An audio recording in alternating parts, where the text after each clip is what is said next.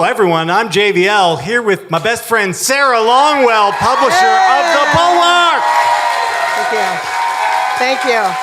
But wait a minute. I have a surprise for you. Yeah? It's actually a surprise for you guys. Is it a watch? No. No. Michael Fanone would like to come out and say hello.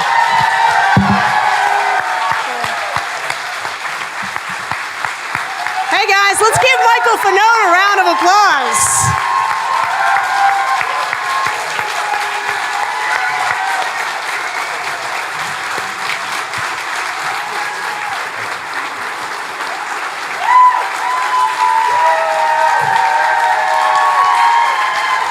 Come on, guys, it's not every day you get to meet a bona fide American hero.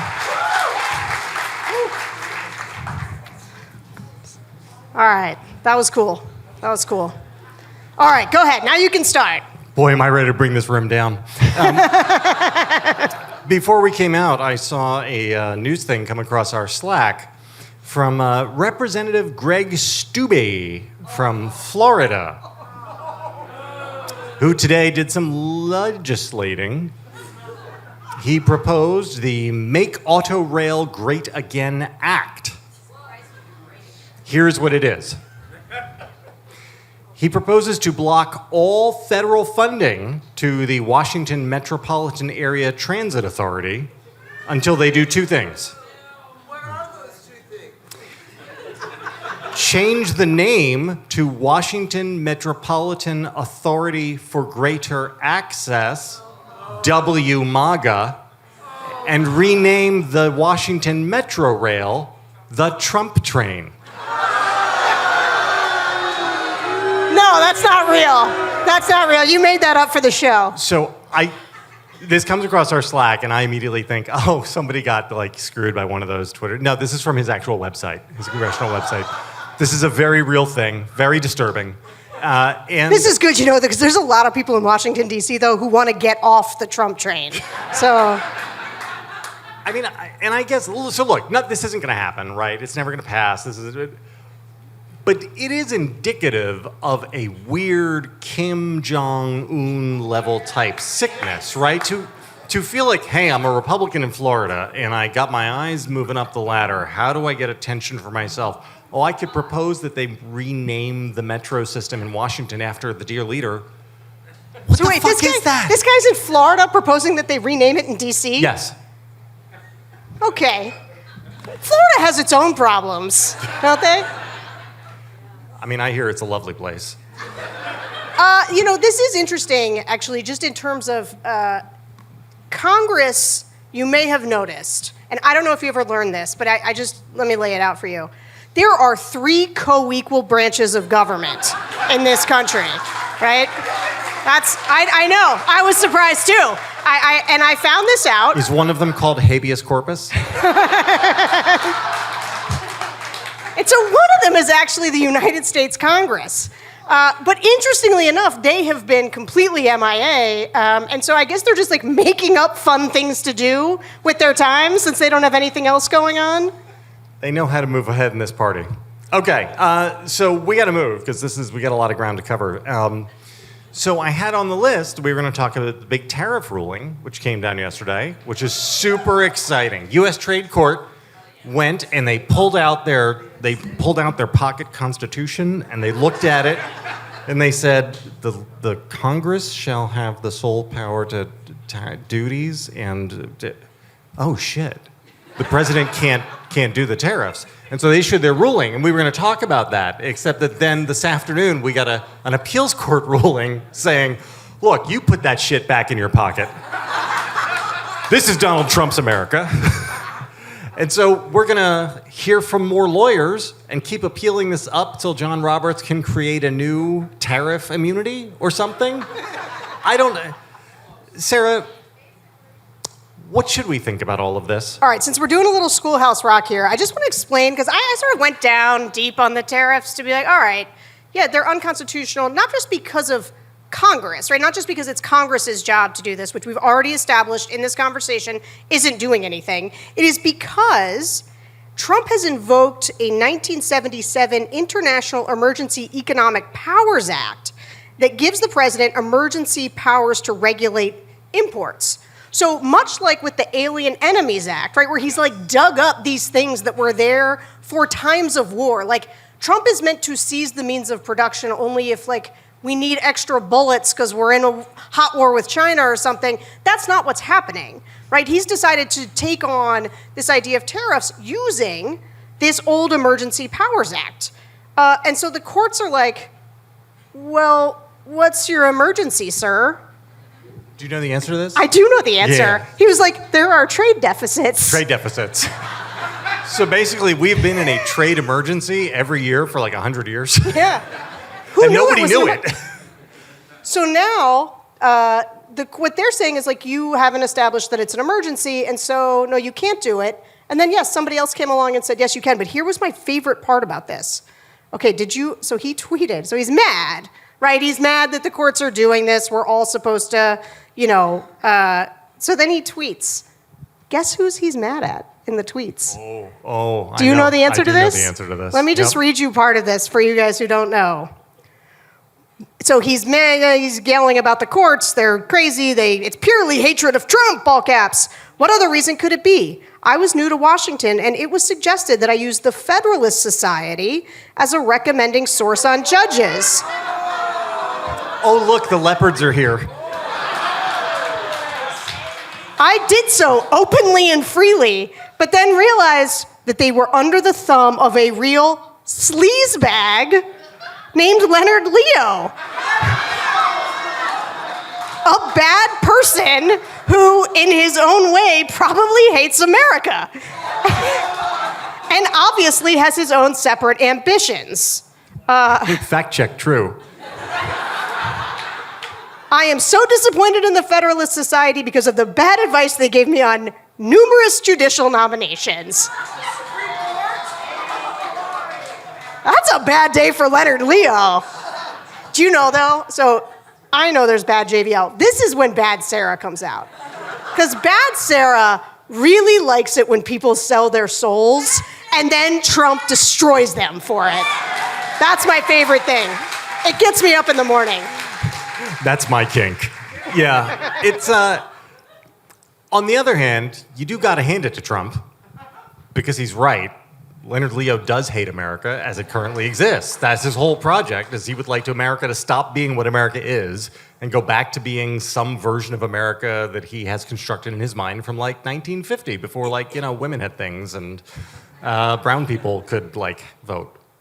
Right? Yeah, but I don't know that there's anybody who did more to pave the pathway for what Trump is able to do right now than Leonard Leo. Like unitary executive theory, the idea that, all this, the conservatives that are defending the tariff, all of this stuff, that was all Leonard Leo. He put these people on the Supreme Court, and I know that's what Trump's mad about. When he says the bad judicial nominations, he means Amy Coney Barrett, because she's not doing everything he wants her to do.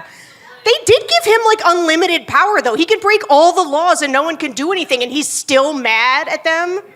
What a baby.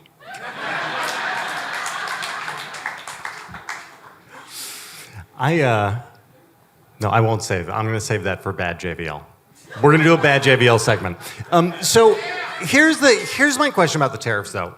Why is he mad about this? Because he wants to back off of the tariffs, and this lets him back off of the tariffs and have grievance and blame somebody else for anything bad that happens.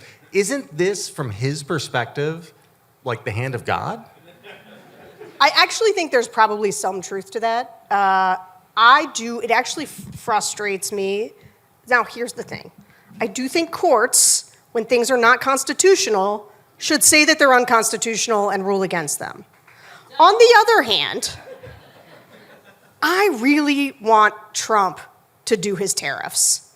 I know this is, but this is your point. People got to touch the stove on this. And this is just one of those things where I listen to voters all the time, and I know how little they think about democracy, checks and balances, whatever. If Trump, and I don't want people to feel economic pain, I do want Trump. I do. No. No. Put him back. He's not allowed out yet. It's not that.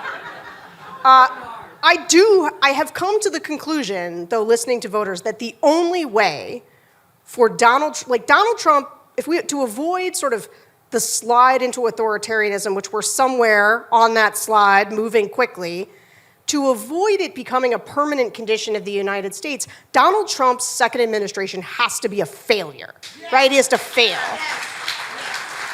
And if people keep saving him from himself, including the courts, we won't get there because he will just be allowed to be like, well, I wanted to do it, but they wouldn't let me. And I think we gotta let Trump do some of what, now, again, blatantly unconstitutional, so he shouldn't be allowed to do unconstitutional things, but I want him to get his tariffs, and I want him to have to own the inflation and the recession that precedes them. I mean, follows them. Yeah, so, I mean, the problem, of course, is that he doesn't say, I wanted to do them and they wouldn't let me. What he says is, yeah, I did them. Right? This is like with the wall. Yeah, I built the wall. I built it. And so if we don't get tariffs, if the courts hold that the entire Liberation Day regime is unconstitutional and he can't do it, then he will simply say, yeah, I did the tariffs. And look, the economy's fine. Right? And all his little mouth-breathing cliti will be like, yes, sir. You did plural of Cletus just now. I've never heard you do that. It's a live show. I'm letting it all hang out. I'm leaving it all on the stage tonight. I don't have more on the tariffs other than I would like them to happen. Because of course we all know, this is just, Trump is a walking meme of I have a stupid idea, I make things terrible, I taco that bad idea. Yes. And then I say, I solved the problem. Look, everybody, at how I solved the problem. And I would like to be able to disrupt his cycle by having him do the thing that creates the bad outcome. So here is why I think taco is important. And it is my hope that someday soon, maybe hours from now, you will be able to buy a taco red baseball cap with taco in the MAGA font and a little Bulwark ship logo on the rear side of it. Maybe hours from now, who can say? Hi, Barry. And I think taco is the first thing since the arrest that I've thought, oh, you can make Superman bleed with this. Which arrest are you talking about? The first one. The first one. Okay. And for a number of reasons, I wrote about this today in something you didn't read, and it's a little, it's an indie newsletter. You wouldn't have heard of it. I did read today's. Because it had a picture of you at the top. Yeah, it did. I know. It caught my attention. This is my cry for help. So it's unbelievably easy to understand it, right? It's so simple. Trump always chickens out. It isn't from us. This isn't like resistance porn. This is from the finance bros. The Wall Street bros who voted for him and who basically like him, but they don't like all the tariff bullshit because they want to keep getting rich. They are the ones who come up with this idea, and it is applicable to everything. It is applicable to the tariffs. It is applicable to the ICE raids. It is applicable to his January 6th insurrection, where at the end of the day, he didn't actually call the Joint Chiefs and say, send in the military and arrest everybody in Congress, right? And this is a way to jujitsu his thing where he makes everything terrible and then other people save him. Because when he does that, we can say, oh yeah, look, that's Trump doing taco again. And it goads him in, right? Look, the minute the New York Times does a front page story like, resistance people at the Saturday rally are all carrying tacos, Taco Bell reports surge. That will drive him fucking insane. And he will feel provoked to not back down, and so maybe do things that will cause real-world havoc and pain for people. Hey fam, it's JVL. This is the secret show that Sarah Longwell, my best friend in the entire world, and I do every Friday. And now on Mondays, too. It's a very special bonus extra secret show. We're just two best friends talking about the absolute end of democracy in America. I mean, what could be more fun than that? If you want to hear the rest of the show, though, gotta subscribe. Come and support us at the Bulwark. We're all in this together.